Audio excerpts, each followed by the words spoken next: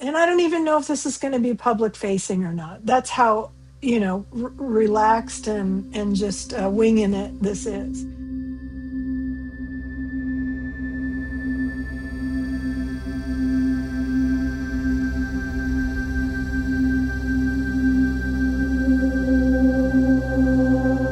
But I felt like it was super important for us to come together and reflect in this one-on-one way as lifetime experiencers since the earliest of childhood memories. It's always been a constant, for lack of a better phrase in this moment, a constant, what the fuck is this about?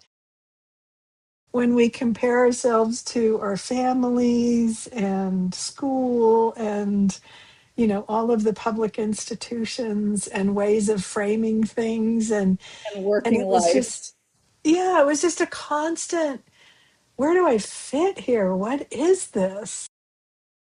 And let's just say we're focusing on Steven Spielberg and his latest work, but also reflecting on his earlier work too, and how we had talked about this a few days ago. And I want to capture some of this, that each one of us, obviously, we did not know each other at the time. But I thought it was really interesting that when we both saw Close Encounters of the Third Kind, we, was it third kind or fourth kind? Third kind. Okay. It was the early days. um, that that it had a huge impact on us in our own inner psyche and feelings, and this has something to do with me and my Well, life. what it was like being Roy Neary, doing the mashed potatoes thing, this is Oh, important. It means something. And it's just like, what? exactly, Like exactly. when I came out of the cinema, I got to see it in New York City at the Ziegfeld where it premiered. I got to Yeah, see it there and I saw it multiple times. And the first time I walked out, and my boyfriend too, and we're both going, that's my life. That's my my life. And life. I had no idea what that meant. I had no idea why I was saying it, but as I said it, it felt right. So I kept saying it. And Yeah, it was amazing. It was just an amazing experience. And I think with these films, these art pieces, these things that have many collaborators, both known and unknown, um, they are unlocking devices. I, I've yeah, I have felt that with this movie, Disclosure Day, and when I reflect back on Close Encounters, absolutely, no doubt about it. right, They're right. doing something, and um, I doubt that that was intentional from the human perspective. And I could be wrong, and I could be wrong. Yeah, I mean, we could spend an entire hour just talking about who Steven Spielberg is, as far as, he's certainly not said, well, I'm an experiencer and here's my films. He never went into that territory. He stayed in the purity of the art, which is a beautiful and amazing thing. Yeah, I'm very That, thankful for that. It's much more yeah, helpful. absolutely. And so the his delivery system, his medium, um, has clearly had a profound effect on Yeah. both of us. And he was Um, a really, really young director. mhm.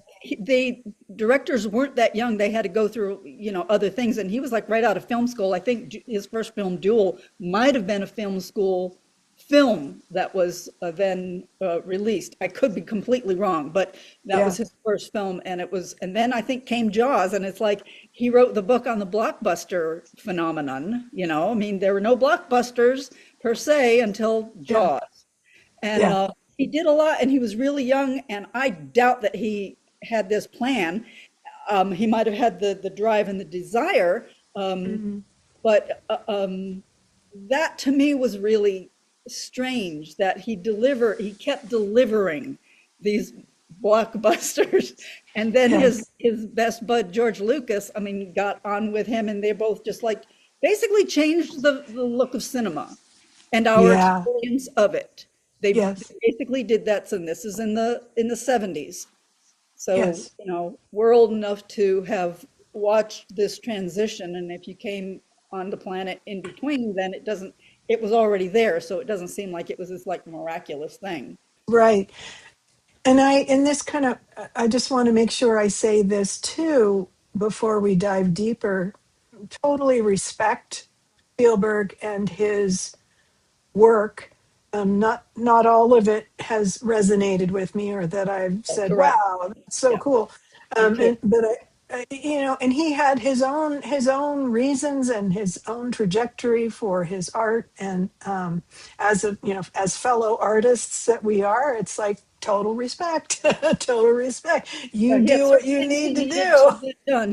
There's certain things he needed to address in this medium and certain things that he wanted to do. And hey, go for it. Hmm. You've got the Yeah. platform, do it. And so, our view that we're going to be sharing today, and what our intent we talked about, is that we want to share from the lifetime experiencer view. I want to also say that I absolutely recognize that the way this film unfolded, I was not expecting to like it. I was fully expecting it to be more of the building up of the narratives to support the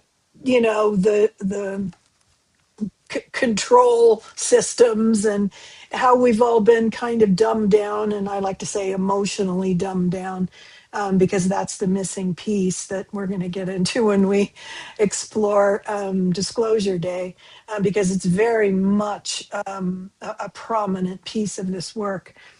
I feel that you could not have produced something like this or collaborated on a project like Disclosure Day, just setting aside Close Encounters and his other work, um, without having been an experiencer, and been broken open by this phenomenon. I don't even think perhaps he collaborated with someone who is a longtime experiencer, but still you would feel that, oh, there's an influence of an Well, experiencer here, right? I heard an interview with him recently after I saw the film because I wasn't watching anything about the film until I went to see it because I wanted to be as neutral as possible, even though I had great hopes. Um, And he said that when he was a kid, I think he grew up in New Jersey or something like that, his father had a job something like Roy Neary and was always out under the night sky and would always take Stephen out to look at the sky. And he has said he hasn't detailed anything, but he said since he was a child, he believed that this was out there, whatever that Okay, means, out there. right. So, And I'd and never I heard haven't that. heard this previously. He didn't talk about this with the Close Encounters media hubbub. He never said Right, that, as far as I know. However, right, there was a lot less access to media hubbub back then than there is now. right. Um, Okay. but subsequently, I've not been under the impression that he came forward saying that he had any personal experiences, but now I'm pretty sure he has. But as through the lens of another experiencer, you can feel it and see it, because you can only know certain things and portray them if you Yeah, know yeah, it yeah, yeah. And internally. the vibe that comes through, and the vibe that Yes, comes through. Yeah, yes, absolutely. That's if he even denied it, I'd say you're full of shit, Stephen. exactly, You know what I mean? It's just like exactly. Yeah, the work speaks for itself. So exactly. Yes, we could touch on his previous work, definitely. Unlocking first, in the Close Encounters of the Third Kind, just having that. And I want to keep this theme throughout our conversation, focusing on the somatic response, um, versus the mental trying to make, well, this is disclosure is very important and we got to get the government to that I've never had an interest in. um, and I know it's important. I'm not trying to discount it. I'm not saying it doesn't exist and that's not important. It's just that first and foremost, this is about the transformation of consciousness. It is about the restoration of human consciousness so that we can reorient to who we actually are, which was the whole purpose of my contact. It took me decades to fully integrate that and understand that. You're more than you think you are. You're more than you were told that you are. And so let us show you who you are. And then please pass this on to as many people who might be able to receive it. But that's been pretty tough.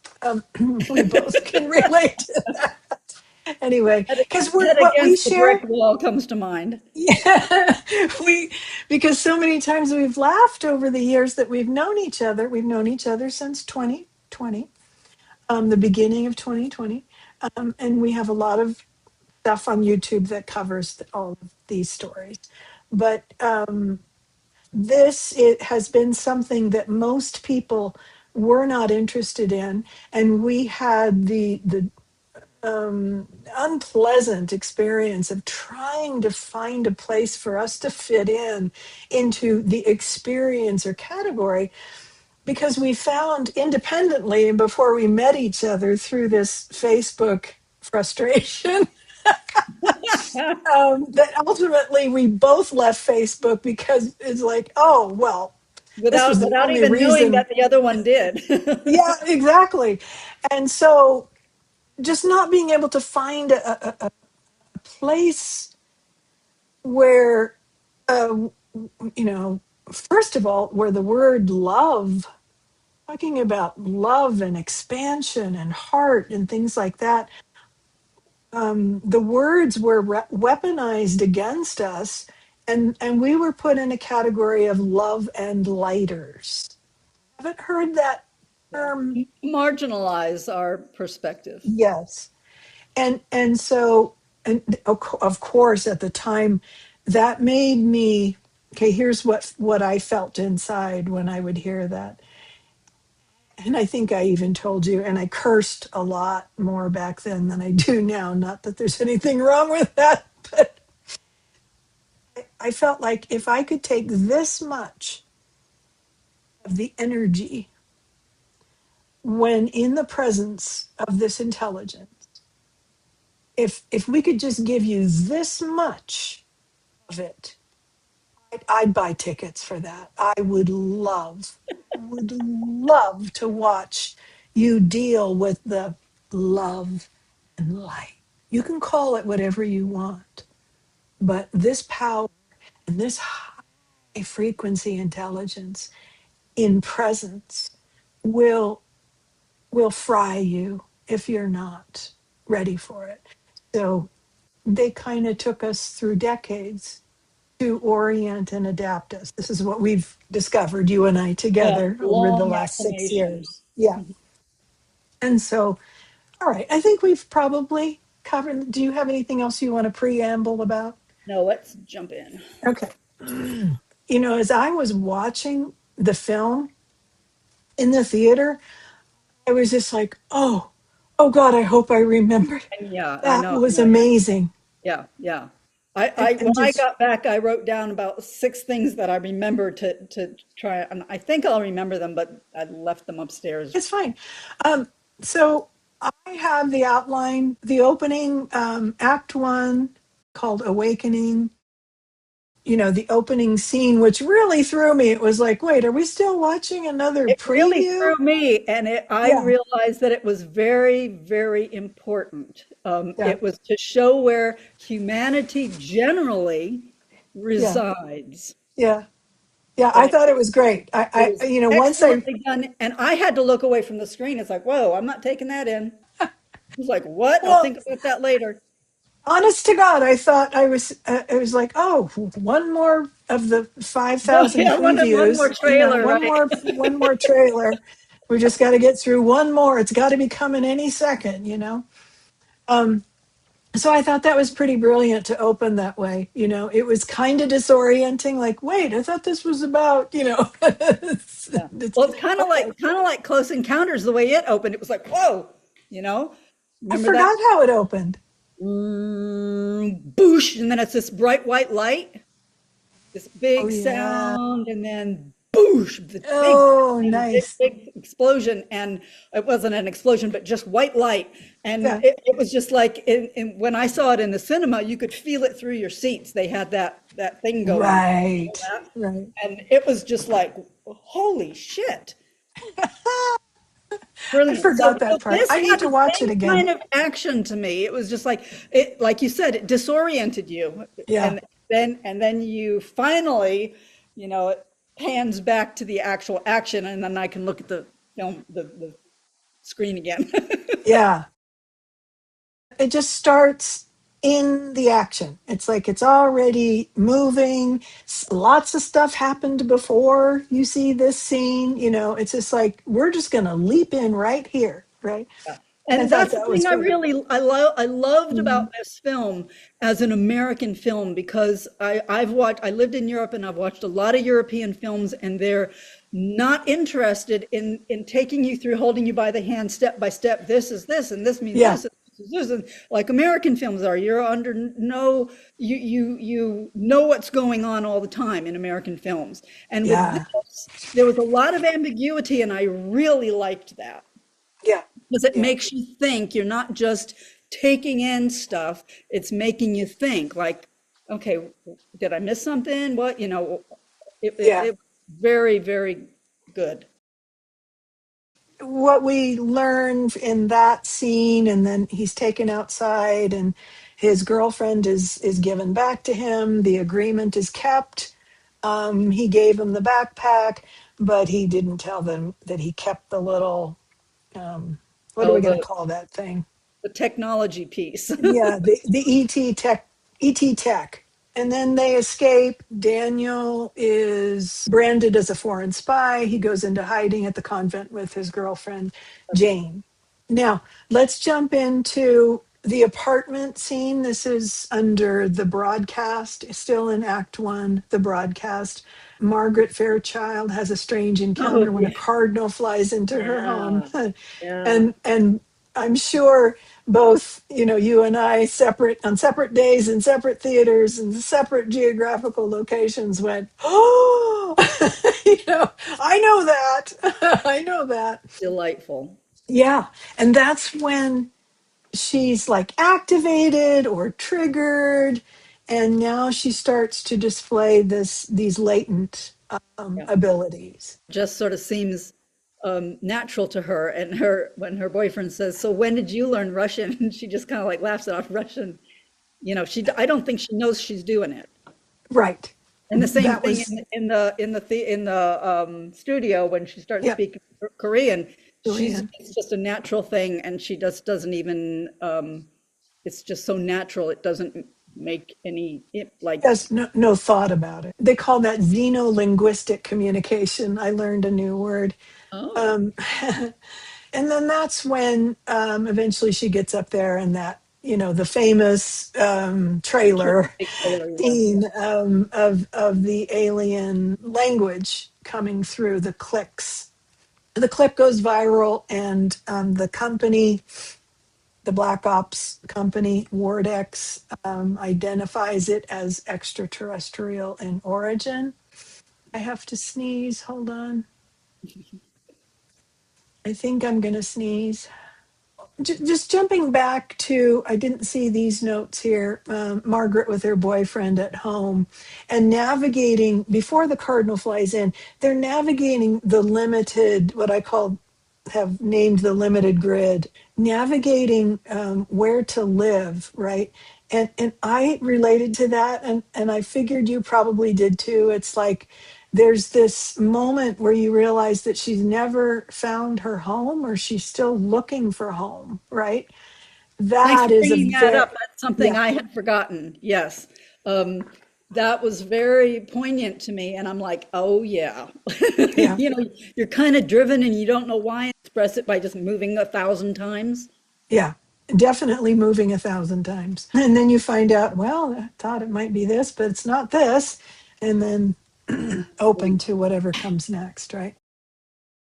Margaret feels like she needs to move for her career. But later it's revealed that it's much more than that. Little things that if you're not an experiencer, you're not going to, it's Precisely. going to go like right up and you're going to go, well, what the hell was that all about? That was a stupid film. This film really was made for the experiencers, and I'm very thankful to Me Spielberg for too. that because we deserve it. We certainly do. We certainly do. And I feel the same. The alien language comes through. Now we're back to the broadcast. The clip goes viral. Later, Daniel recognizes it too and doesn't understand why people aren't hearing what she said, which was, and have it blank there. What was it that he said? She's saying, "Don't be afraid of what you don't know." And then I just have a note here. The animals throughout the film are extraterrestrials in Right. disguise. Boy, can we relate to that. I just I reposted my love stag that. dream. I mean, Yeah. even when I watched the trailers, I was crying at those bits. Oh, me too. It Me was too. amazing. I'm like, okay, this is going to be I good, at least yeah, to some I'm extent. in. Right? Yeah, especially, that it was a stag, that it was deer. I mean, because I've had, what is it, repeat dreams of Yes. flying deer, flying on a deer, when I was 10 Yeah. years old. And it I'm was so glad you posted that comment. Yeah. so painful to me when I woke up. I Hmm. think they stopped because of that. Yeah. I was joyful in the dream and it was fabulous. And when I woke up and realized that it was not really real, it was just a dream, Hmm. it was devastating to me. Yeah. Horrifying. I could hardly manage getting out of bed. And this brings in, the range of kinds of dreams that you have as an experiencer. There's like, okay, that was a regular dream. This is a lucid dream. And then you have things that happen in quote real life. So an experiencer goes through the entire bandwidth of the experiential. So a lot of times we say, oh yeah, it was a dream, or was it? Kind of a question. Yeah, yeah, And then I recall when I was about 17 or 18 years old, there was a starling that lived in the tree outside at my grandmother's house. And it would fly down and land on top of my head. And it would open this um, doorway of feelings, like it would in a dream, like, oh, how magical it is, and yeah. how, wait, is this a dream? No, I'm awake, You're really awake. Yeah, that's cool. I used to Tho- sing to birds when I was a kid. I would be outside playing in the sand, and I remember singing to them what I wanted. I don't remember what that was, but Nice. what I Yeah. wanted, and I knew that they would take a message to somebody who would be Oh, I able love that. to. I mean, what does that mean? I don't know. I love But that. that was really cool. I mean, from my Yeah. age now, I know what it means. But as a little kid, I remember just doing that naturally. It just seemed natural. Yes. Yeah. So much came naturally then. The animal masking for me was the deer. The owl was quite prominent in these experiences. Birds of other kinds, raptors, um, and Yeah, raptors so have always figured in big since I've been back in North Carolina, and owls mm, started when I was about 15 showing up. mhm, mhm. And moving on to Act Two, this goes into when they're in the That farmhouse, countryside, in the farmhouse, farmhouse. yeah. And Daniel goes off out into the field and she's left alone. And then we get to see how this stolen technology is utilized by The other this guy. black ops. Yeah, the black ops kind of. And I want to make sure that we cover before we're done today. Let's cover that character and Yeah. where all of that comes from. It's too soon now, but it's not that we just, oh, we have to hate these people. It's we Again, for need me, to, that was really ambiguous. yeah. So here, this is a really important part that I noticed and I wanted to discuss with you. There were a few phrases used there that I went, ooh, interesting. So then he begins to bond with Jane. He begins to enter into her physicality, her mind, her whole being, and manipulate her. He can even make her move, mirroring his movements. So Jane recognizes the dark intent and uses all of her might. This is me writing a note with her crucifix, but she in the end succumbs Basically, she's using pain to keep her sovereign in her body, right? And and important not stuff here. overtaken. Yeah. I have here in big bold letters, important note, explore the nature of drop-in methods. That's the term he used to control and why that can happen with Diving, people. diving. It was something diving. Maybe Then he said, well, whatever it was, because then he says later, or somebody says later, I don't think he says it, it. Oh yeah, yeah, yeah, yeah. They're yeah. discussing why he couldn't, why he's approaching Jane in the first place is Hmm. because Daniel, which he didn't know before, was an actual experiencer, and Right. he can't dive or drop into experiencers. Now, I thought that was a very curious, interesting statement. Well, that's why I wrote this. Yeah. My important note, all bold and in Excellent, capital excellent. I'm letters, glad you, I'm glad you is caught that as well, yeah, because I'm like, whoa. that can happen with people who are, obviously he said that was pointed out what you just brought up, that he cannot manipulate experiencers. But he could with Jane, and here's my notes about why that is. I have here explore the nature of methods to control and why that can happen with people who set aside their direct knowing, their sovereignty, right, for a religious Yes, middleman method. yes, Okay. yes, yes. I There, believe there was there Scanlon. was nothing that was arbitrary in the whole setup of everything, people's backgrounds, the people themselves, and I think probably the actors being chosen for it as well. And I have here, I believe Scanlon is already aware of this, as all shadow government or black op know. Ops works because of this chasm between direct knowing and the middleman religious approach. Now, I'm not saying religion's bad.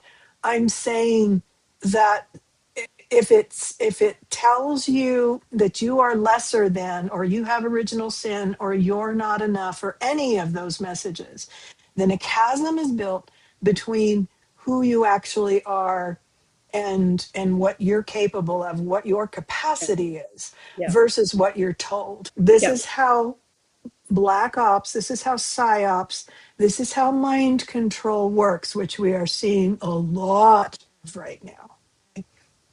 Go ahead, Worldwide. if you did Yeah. you have something that you wanted to Yes. say there? Yes, and it's not just religion too, but that was in the film, and Sure. it's most obvious. But Yep. science Yep. and logic and adhering Yes. to reason above all and Yes. anything. 100%. Yeah. That's another one of those things that will because you're looking to something outside of To you. explain you and explain your world, and right, instead of the inner direct knowing. It works because of this chasm. Later the mother superior lady, or whatever they're called these days, redefines these religious inconsistencies, and even Jane realizes that she didn't stop believing in God, but rather humanity's ability to snap out of the spell. He stopped believing in the capacity of humanity, not the capacity of God. Now, I also want to say there are Gnostic themes throughout this entire film that we could also flip over to and explore. But So you could say if it's divine rather than God.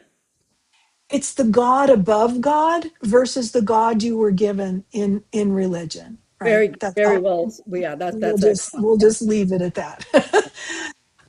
Okay, here's some more really incredible, juicy stuff. The train sequence. Margaret receives visions of Daniel and follows them back to a black site.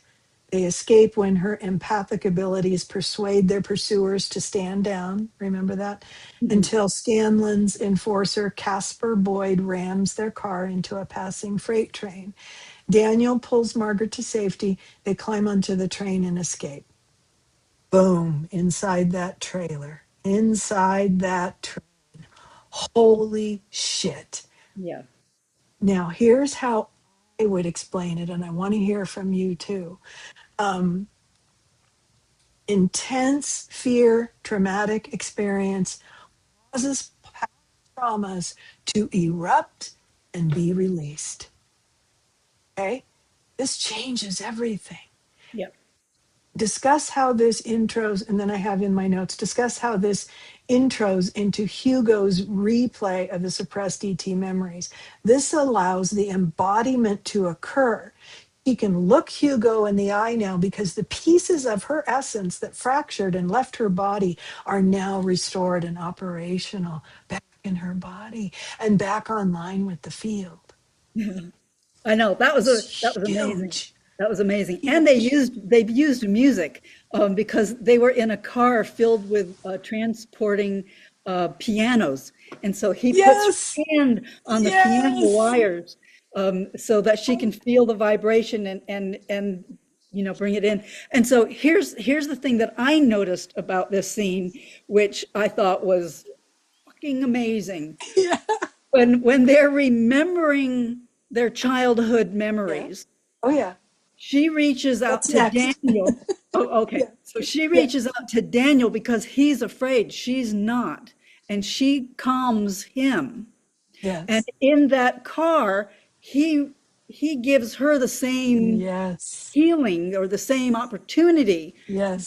by put coming close to her, putting his arms around her Hmm. and putting her Hmm. hands on the piano wires. And so this is a Bringing her clue. into the present moment. Hmm.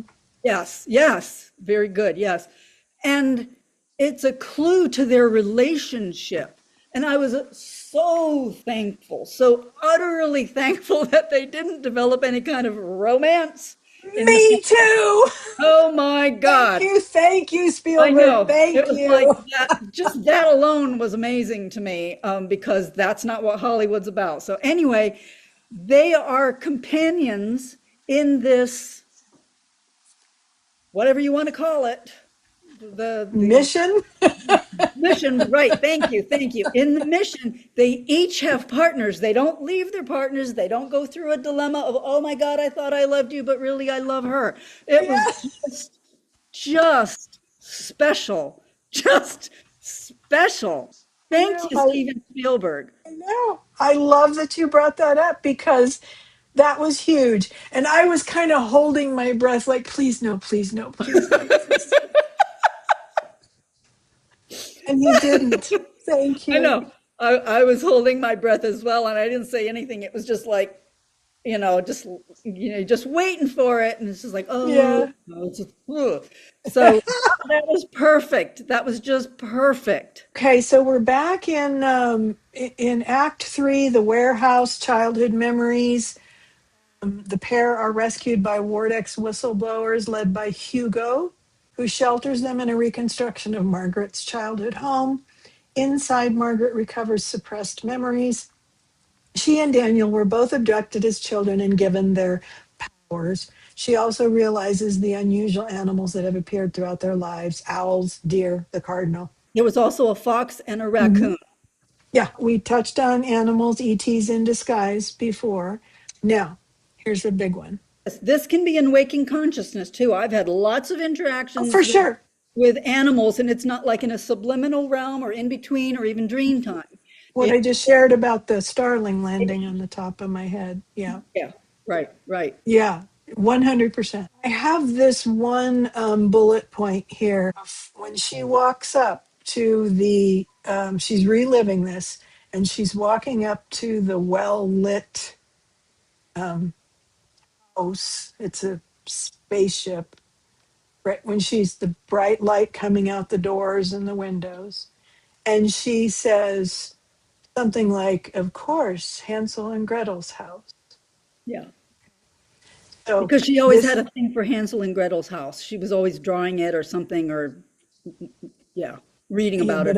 but I encourage you and anyone who might hear this and watch this, go look at the mythology around Hansel and Gretel, and you'll get back to the Gnostic themes, you'll get back to the divine feminine, you'll get back to the mother, okay? Yes, yes. Which is what everything about my contact was pointing me to the lost mother, the missing piece of our consciousness, and so on and so forth, that this film highlights, whether anyone sees it or not.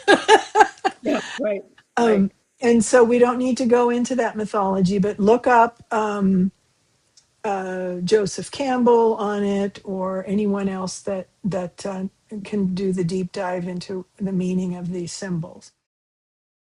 We have both shared our experiences of being on a table, being probed. I've also had the experience of having a hybrid baby in the dream state and dream state, and and it's a real thing. Although later in life, later decades later, I went, okay, well, that's just how, that's just the clothing I came back with for the, it doesn't mean that actually happened exactly that way. It's what you come back with to frame it, to be able to say it or write it, right? But that it's so much more that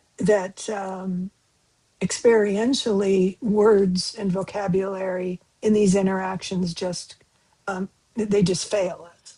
So in the way he portrayed it, they were together there across on their metal tables, and I can even feel the metal under my back and the fingers. I can feel the fingers on my body. You had already mentioned the hand holding, it's going to be okay, and that kind of comforting, right? And then it shows the circle of the wands, the shards around her head, Mhm. um, and that we know, or we're informed throughout the film, that his job was to be the translator of from mathematics, from the language of the ET.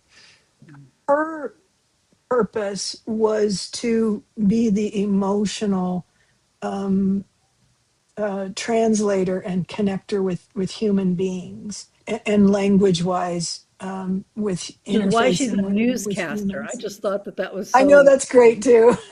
Yeah, great, yeah. very creative. And so they both each had their, um, Specialties. one being more masculine maybe, and then another being more feminine. I guess Yeah, you could yin and you yang, could yeah. say that safely. Yeah. Anything else that you wanted to say about the actual experience on the ship? One of the things that I noticed, when you said about when all those shards come around there, it's Hmm. like a crown. And Yeah. to me, that imagery is really important. And again, it goes back to Gnostic stuff. Yes. Our royal divinity, our royal Yes. heritage that has nothing to Yes. do with anything material or Yes. earthbound, but like materialism. Yeah. Um, I really, really liked that. That's great. That's a great And point. that guy has one of those things, the Colin Firth character. And we're using what we think is like so amazing is just like a hundredth, like you're saying about the little thing, Yeah. it's only like a little portion. If we've back engineered whatever and we think, oh my God, we're so cool. It's like, Mhm. eh. No, you're not. Yeah, the messages I brought through over the years, once I got to this receptive state with my body instrument, spoke a lot about how it's important to restore the truth of who we actually are. People talk about being evolution and all, but they keep emphasizing, no, you just got to get restored to who you actually are first, and then we can talk about. where it goes from there. Yes. But We've that got this all is our pieces, and then there's other pieces, and they probably fit together. But if we try to get those other pieces to use instead of our inner pieces, we're not going to get very far. I mean, look where we are. clearly, clearly. We can move on then to the broadcast disclosure day. They return it to the studio to make a public transmission. Scanlon just Wait. Something before that. This okay, was too. This is something I wrote down. It just kind of like flashed in my head. They don't know each other at the beginning of the film. They don't know right. each and um, she gets awakened and then she starts navigating by synchronicity is Yeah, what I call it for me. yeah, And yeah. she's navigating by her intuition and she finally finds Daniel. And it's okay, hang on, the dog's barking. Let me take you with me and let the dog out. And so this was very exciting to me that it's showing how this works. It's showing how this works. You navigate by synchronicity, you navigate by your The intuition. body Yes, instrument. It's yes, somatic to me. It's like that's what pulls you into the spaces, person, places, and things yes, that yes, you need to connect with yeah. to move forward. It was so Right? exciting to me to see that because Yeah, they're having people say, I don't know why I'm doing this, or well, she's saying it at the beginning, but then when she goes back to yeah, the studio and she's talking to people and and then when she's talked to various other people, the woman at the studio and the cop guy, she's giving them all this love of like, it's yeah. okay if you just do this. She's not mad at you, sort of thing, Right. And that was so sweet and so sublime and just Yeah. sort of like out of left field, but it's not out of left field if you know the whole experiencer thing. And I thought of you during that. I thought of you during that. I thought, wow, this is Margaret character from how we experience things is all of us in a way. Yes. Both of them are, but the Margaret character I can relate to more because she's, the yin. Hmm. So anyway, and then she leaves her boyfriend high and dry with she takes the car and tells the kid in the parking lot, just tell him I love him, but I'm going east. It's like the hell with you. And Right. because he doesn't believe her, because he's in the shop calling up the psychiatrist saying, I "Come and take know. the check away Come and because get her. we're losing it." Yeah. Yeah, and I, We I know. can Yeah, relate to I got very nervous at that point. that. And then and so then she takes off and she's her sovereign self. She believes in herself now. They're just excellent and splendid. Absolutely. And that again, back to you have to be an experiencer to Yeah. portray this, to Yeah. deliver this. Yeah, and to actually get it, just practically everybody says that this is a crap film, and why is Spielberg even making films? And it's because they're watching it on a different level than an experiencer. Absolutely. I know. And I listen, I hear the bits of reviews, and people and headlines and things. And I'm like, Yes. oh, I'm sorry you missed the whole point of the Whole film. I movie. know, I know, I know. I'm hoping that this doesn't mean that Spielberg is not ever going to make another film, and maybe he won't, or that Hollywood's going to pan him or whatever. But it was just wonderful. It was just wonderful, and she goes through this arc of like, first of all, not realizing that she's doing what she's doing, the miraculous things, for lack of a better word, and then she's like, I'm confused and Right. that's why I'm doing this. So it was the Hmm. confusion stage. And then it was the like, I know what I have to do. It's like you got your mission papers consciously now, and now you're going to do it no matter how you look or how you seem to everybody else. And that's really important. And I think he was activated. There's something that was said about his role in mathematics. He was activated through mathematics when he was young. Hmm. So he doesn't Hmm. have to be activated now, but True. she has to be activated. Yeah. So there's something like that. I don't remember the exact timing or sequence or anything like that, but something like that is mentioned. There's a framework for him in the world. There wasn't a framework for her. Right.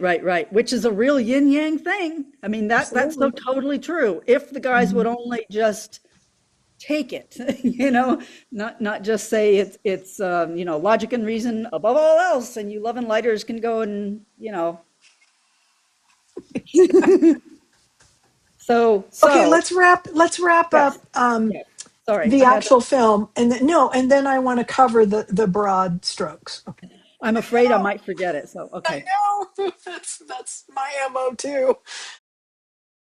The ending, the whistleblowers reveal a freed extraterrestrial being live on the air. The alien privately communicates a message to Daniel, who relays it to Margaret. With the world watching, Margaret says simply, listen. Perfect. Hmm. Absolute perfection. Yeah, yeah, And that is what it's about. It's about let go of the noise, the efforts to try and explain this externally. It's just a big waste of time and energy to try and understand this through government disclosure or through, you guys have to tell us what's going on. Sure, there's an element of that, but that is not the number one space that we should be in right now. We should be listening from our internal inner technologies so that we do know who we are first and foremost and how powerful we are, and that experiencers, for some reason, we were contacted. Maybe everybody's contacted. I don't know. But some of us start to go, wait, what just happened? And and so then we end up inquiring within, and we end up when once we engage with this intelligence in whatever form we start, oh, I think I'm talking to ETs, but I'm not sure. Kind of like the close encounters thing, like, oh, it's ETs. Oh, okay. And so then you start borrowing the vocabulary and the terms from the world's frameworks. And then what, my whole book is about is those frameworks were never enough. They never fully explained yeah, what I am and what I'm connected to. yeah, They failed every time. So the listen was absolutely perfect yeah. to It end it was the that way. most amazing word heard in a film ever, and the most amazing ending. It's just like that's all you've got to do. It's all you've got to do. Yes. Yeah. I think that's what all the very public and famous abductee stories are about is that it took violent, experienced as violent experience because whoever's doing this and everything like that, okay, it's enough. Time is, let's get on with this. And then these like very, very powerful experiences started happening to people. And not only with the famous ones too, with us too. And although I didn't have much of that for some reason. Yeah. And I had a lot of what the fucks, but I didn't have violence from the unseen realms. Okay. That's a matter of perspective from my view, because initially, I feel that the patterns here of evolution, if you move with it or evolving with these contact experiences, is at first you feel like a victim. Something is attacking you, something is terrifying you, something is hurting you, right? That's the way the victim interprets it.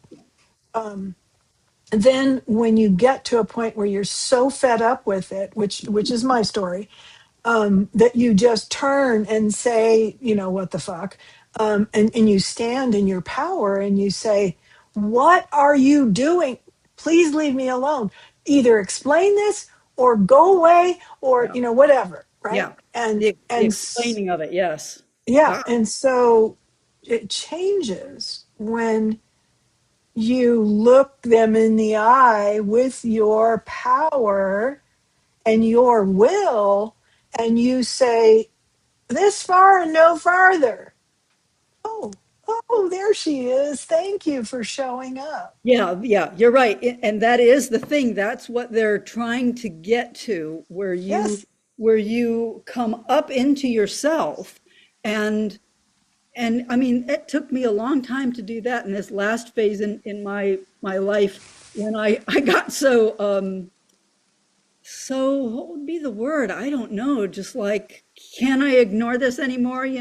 Where I just lost everything. I just lost everything. And it's like, okay, Yes. now Yes. you have to depend on yourself. So that is, I wasn't quite right when I said, no violence and that sort of stuff. So that it wasn't like Yeah.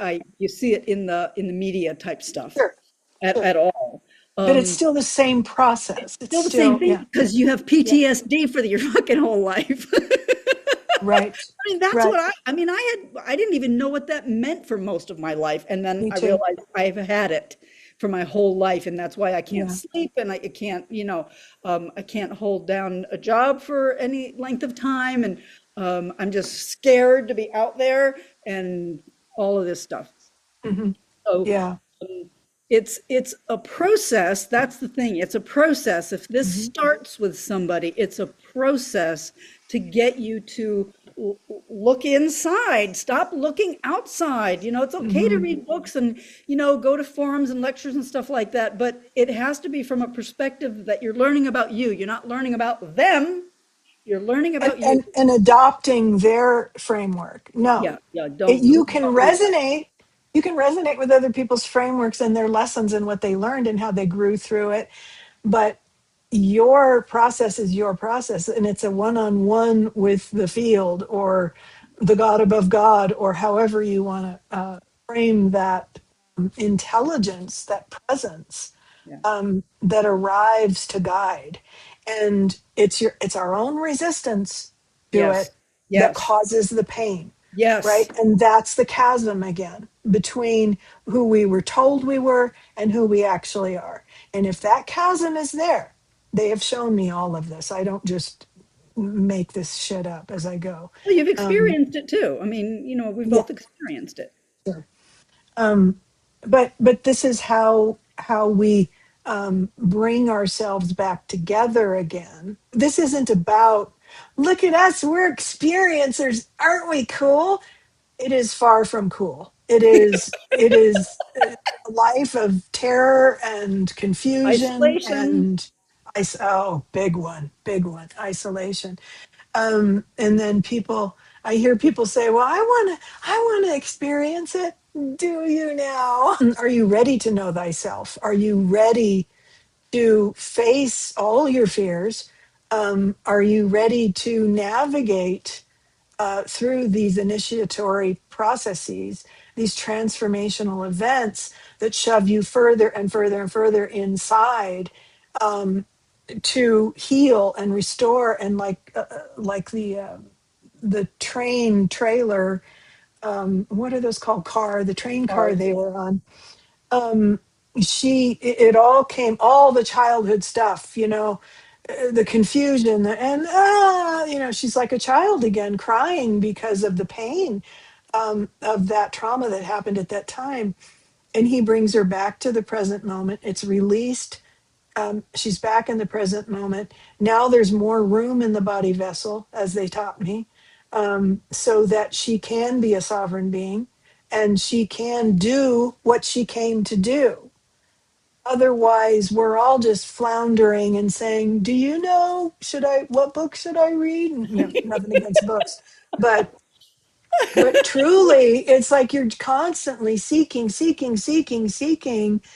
And then when somebody says, and this is what the beings called the glaze, right? When somebody says, well, you need to go within. Oh, yes, we all need to go within. That's where it ends. Everybody agrees that we all need to go within. Why doesn't it happen? And then the glaze comes over and they're just like in this fog. And then, okay, well, I'll go back to Instagram now, or I'll go, to Facebook and chat with the other experiencers and tell them how cool it was that I saw the spaceship shoot across the sky.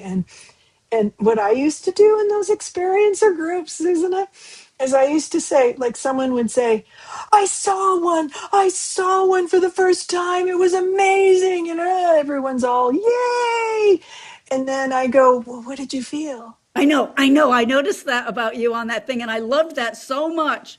I loved that so much. And then there's just like this blank thing. There's nothing. What? What? Yeah, like what? Well, what does that have to do with anything? It has everything to do with it. The whole point that we have these interactions is to push us into our internal spaces, into our body instruments, into the somatic approach to life, conscious and somatic approach to life, which is the way we were designed, instead of looking to our external leaders for guidance. It's so hilarious and so pathetic that I just don't even have words It's for it. absurd. It's absolutely That's the absurd. right word. It's absurd. When that started being a thing, Yeah. with people, and especially in the experiencer group, or Yeah. maybe they weren't experiencers, I don't know. But when that began to be a thing, I was just like, how is this What? logical? How is Yeah. this? How is this a thing? How can Yeah. you, with a straight face, keep harping on, when is the government gonna, admit, and this stuff, and it's just like, I did not resonate with any of that. I just could not get there. I could not get there. Yeah. Oh, I do want to mention that when the film was complete and I'm sitting in the theater, big somatic response, Yes, I want to hear about that. uncontrollable crying at the gut level. Okay. I am not one to make a display of emotions in public in a theater. I couldn't stop it. I cried and cried. And, Eduardo's sitting next to me. And I mean, he was very comforting, um, but it had to have been a little embarrassing, I imagine. I'm sure. I'm Um, sure. mhm. That's the kind of level of response that you want to pay attention to. You look to the body. What's the body doing? How's the body responding to this? And do you know what I feel that was relief, Yes, exactly. Exactly. relief, carrying this. Experiencers carry this throughout their lives. Some carry it many more years than others. It doesn't mean one's better than the other, or greater than, or less than. It Just just means, yeah, each contact um, experience it's not about the time that it happened and the time that you're acclimating to it or working with it. It's it happened. Are you engaging with it?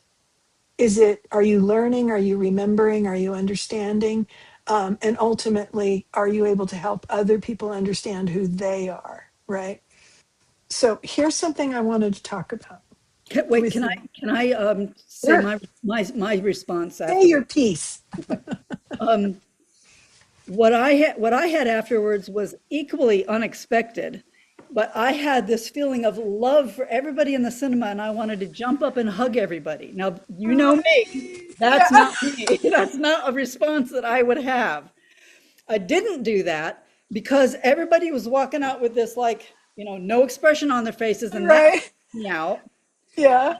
Then when I was driving home, I mean, it was really, really, really hot that day, and I don't have air conditioning in my car, and I'm just like, kind of nervous about that. But driving home, I had no experience of that, and I was just in this place of love and excitement and a joyfulness, and it was like being in a mild, altered state as I'm driving, and I was enjoying it. I was Yeah. enjoying the heat, or whatever. I was enjoying Yeah. where I Yeah. was. I was enjoying where I was. Yeah. And that was my experience. So it was It's really fascinating, isn't it? It just, fascinating is the word. Yeah. yeah. Okay. So we had ended our marathon talk and then we had forgotten to talk about Scanlon and how he was just sitting there at the end, just watching it happen when he could have become much more reactionary. So say again what your view of that was. Yeah, it was one of the ambiguities of several in the film that I really, really enjoyed. And it seemed to me that um, he believed in his job, he believed what he was doing, but at a point it became obvious that he wasn't going to be able to see his mission through, or whatever you want to call it. And Hmm. he had all his people behind him and they just Hmm. left. He could have had them, open fire and just, they had Yeah, the power level and everybody. Hmm. the power and the Hmm. ability to wipe this narrative off. Hmm. And and also, one of the things that I noticed that seemed important to me was that when Hugo addresses Scanlon, he's very loving and kind to him. He's not Hmm. shouting and saying, "You fucking bastard," or they're not getting physical with each other. And Hmm. he's so to me, I think that they were compatriots at some point. And Hugo went off and he was a dissenter, or what do you call, was it with the whistleblower group, and Scanlon was the Black Ops group. But they're both, they were both basically the same. They just believed in their divergent Well, positions. right, and it's not like it's bad that you want to protect humanity, Correct. because they'll He all believed go crazy, you it was know, right. He and believed it was right. And there's probably an element of truth to that, which is why it was a in the wee film. bit at this point, a wee bit at this point, I feel. But the other thing I want to bring in too is, did you notice that when Scanlon dropped in on Hugo, they both knew that it was just going to be a chat because Hugo is an experiencer. It's not something that was uppermost for me. Okay, Okay, cool. so it Good. demonstrated, so they were compatriots, right? They came on an equal footing, Yes. and there was no manipulation, no hurting, no attacking. And Hugo was I just agree. like, Yeah. he was just like, hey, how's it going? You know, kind of a, you dropped in for a chat, okay? You Right. know, I remember this now. Yeah, yeah, yeah. Excellent. That's a so very good what point. that shows is that Hugo is an experiencer. And of course he is, because how does he know all of this and direct all of this? This is his part of the mission, the Yeah. mission, What would make him be so dedicated to it, and and consistent, and yeah, yeah, and totally. consistent. And did you see his face when they opened the back of the van that has, we don't know yet, but it has the back of the alien in it, and Yes. he's just beaming. Yeah. And I knew what was in uh, there. I didn't. I Really? didn't. I, No, not until they, well, once they hauled it in and you could kind of see a shape, I went, oh, I see where oh, this is going. But I didn't. I don't know why I knew it, but I knew Mm, it like yeah. climax of the film or something like that. Yeah. Yeah. We could pick apart that film forever. It's kind of fun. Oh, I know.